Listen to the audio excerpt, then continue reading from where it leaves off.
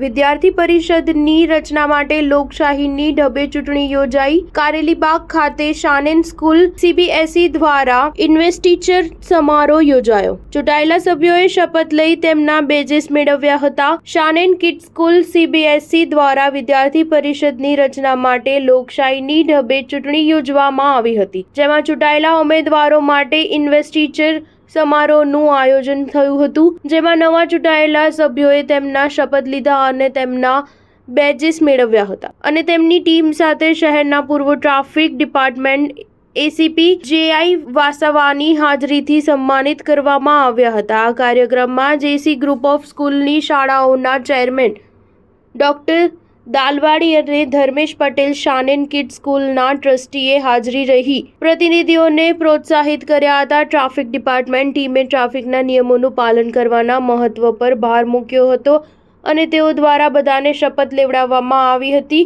જે સલામતી અને જવાબદારીની પ્રતિબદ્ધતાને મજબૂત કરે છે। તે એક ગર્વ અને પ્રેરણાદાયી ઘટના હતી। સ્ટાર ન્યૂઝ 7 હંમેશા સચ્ચાઈની સાથે।